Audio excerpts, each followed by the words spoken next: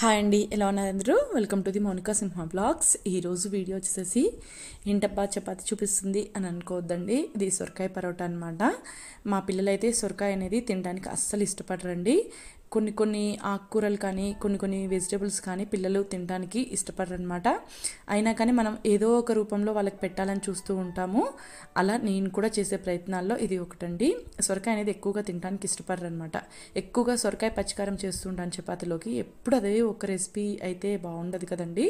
అదొక్కటైతే కొంచెం లైట్గా తింటుంటారు.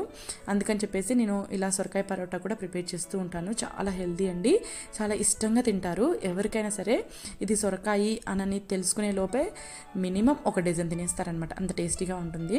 ఇక్కడ నేను ఒక సొరకాయ తీసుకున్నానండి. ఇది వచ్చేసి ఊరి నుంచి పంపించారనమాట అత్తయ్య వాళ్ళు. ఈ సొరకాయ వచ్చేసి నేను తురుముకున్నాను. ఫస్ట్ తురుముకోవడం వల్ల ఏంటంటే మనం పరోటా చేసుకునేటప్పుడు మనకు నీట్గా పిండి అంతా అప్లై అవుతుందన్నమాట. కొంతమంది ఏంటంటే లోపల స్టఫింగ్ చేస్తూ ఉంటారు. స్టఫింగ్ చేయడం వల్ల కొన్నిసార్లు క్లీన్గా ఉడకదనమాట. ఇలా చేయడం వల్ల ఏంటంటే చపాతీతో పాటు తినేస్తూ ఉంటారనమాట. అందుకని చెప్పేసి నేను ఇక్కడ ముందుగా తురుముకున్న సొరకాయ తురుమంతా ఒక గిన్నెలోకి తీసుకున్నాను. నెక్స్ట్ పచ్చిమిర్చి ఆనియన్స్ వచ్చేసి కట్టర్ ఉంటుంది కదా, అందులో వేసి సన్నగా కట్ చేసుకున్నాను అనమాట. అలాగే వెల్లుల్లి, కొద్దిగా జీలకర్ర, వామ వేసుకోండి. ఇందులోకి టేస్ట్ అనేది చాలా బాగుంటుంది అనమాట వామ వేయడం వల్ల. అలాగే వామ అండ్ జీలకర్ర యాడ్ చేసుకొని మొత్తం సొరకాయ, పచ్చిమిర్చి, అలాగే మనం వేసుకున్న వామ, జీలకర్ర ఇవన్నీ బాగా కలిసేలాగా కలిపేసుకోవాలన్నమాట. ఇందులో వాటర్ ఉంటుంది కదండి సొరకాయలో, ఆ వాటర్ తోటే మనం పిండి అనేది కలిపేసేసుకోవచ్చు అనమాట. ఎప్పుడైనా సరే పిండి కలుపుకునేటప్పుడు మనం ఎంత క్వాంటిటీ చేసుకుంటున్నామో అంత పిండి మొత్తం ఒకేసారి వేసేయకూడదండి. ఇక్కడ మనం కావాలనుకుంటే కొలత కోసము సొరకాయని కప్పులు చొప్పున కూడా తీసుకోవచ్చు అనమాట. సొరకాయ తురుము వచ్చేసి ఇక్కడ నేను ముందుగా ఒక కప్పు పిండి యాడ్ చేసుకున్నాను. అది సొరకాయలోని వాటర్ అంతా బాగా బయటకు వచ్చేలాగా కలిపేసుకొని నెక్స్ట్ ఇంకొక కప్పు యాడ్ చేసుకున్నాను అనమాట. మనము సొరకాయ తురుము అయితే ఒక కప్పు తీసుకుంటే ఒక 2-2.5 కప్పుల వరకు గోధుమ పిండి పడుతుందన్నమాట. ఇక్కడ నేను మొత్తం కలిపేసేసి లాస్ట్లో కొద్దిగా ఆయిల్ అప్లై చేసి పక్కకు పెట్టేసుకున్నాను.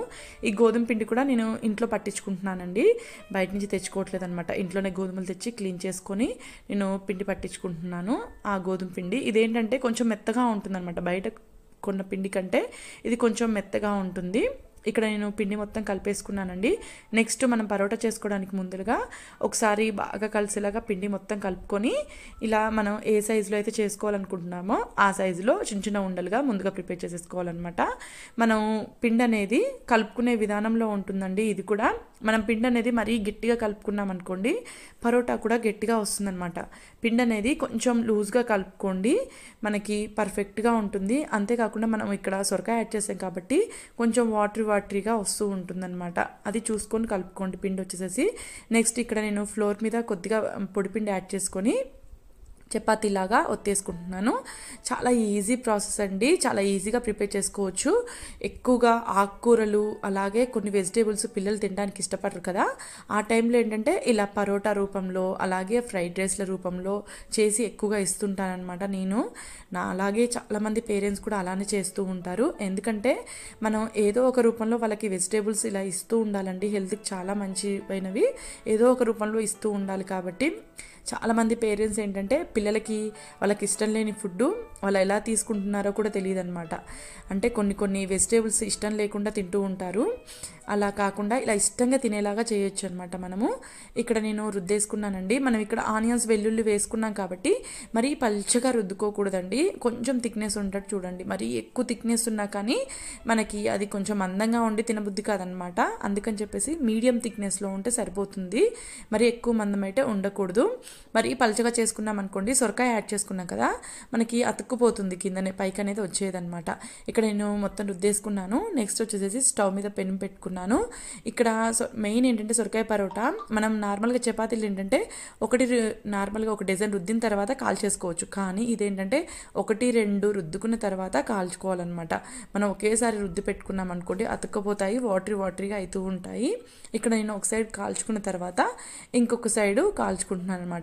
నార్మల్గా ఎప్పుడైనా సరే ఇలాంటి పరోటాలకి నెయ్యి అప్లై చేయండి, టేస్ట్ చాలా బాగుంటుంది. ఆయిల్ కంటే కొంచెం నెయ్యి కరిగించుకొని పైనుంచి అప్లై చేసుకోండి. చాలా అంటే చాలా టేస్టీగా ఉంటుందన్నమాట. చాలా ఈజీ ప్రాసెస్ అండి పరోటాస్ ప్రిపేర్ చేయడం మాత్రము. నేను ఇక్కడ చాలా ఈజీగా ప్రిపేర్ చేసేసుకుంటున్నాను. అలాగే నా తరపున వచ్చిన రిక్వెస్ట్ అండి, నా వీడియోస్ కానీ మీకు నచ్చితే లైక్ చేయండి, షేర్ చేయండి, సబ్స్క్రైబ్ చేసుకోండి.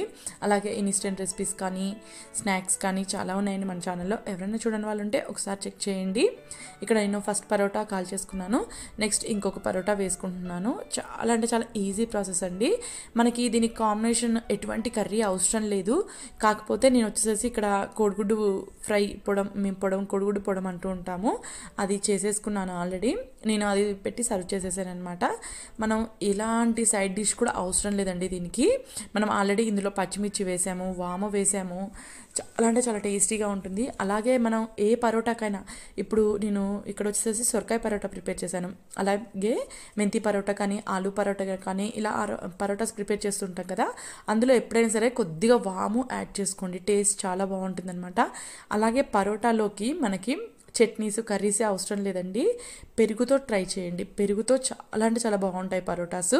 ఇక్కడ నాకు వచ్చేసేసి రెండో పరోటా కూడా కాలిందండి. ఇక్కడ నేను సర్వ్ చేసేసుకున్నాను. ఇక్కడ నేను కోడిగుడ్డు పొడి చేశానని చెప్పాను కదా, దాంతోపాటు సర్వ్ చేశాను అనమాట.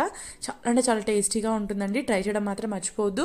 పిల్లల లంచ్ బాక్స్లోకి, అలాగే మనం ఎప్పుడైనా ట్రావెల్ చేస్తూ ఉంటాం కదా, అలా ట్రావెలింగ్ చేసేటప్పుడు జర్నీలలో కూడా చాలా బాగుంటుంది అనమాట. ఈ రెసిపీ వచ్చేసి ఇదే కాదు, మెంతి పరోటా కూడా చాలా బాగుంటుందండి.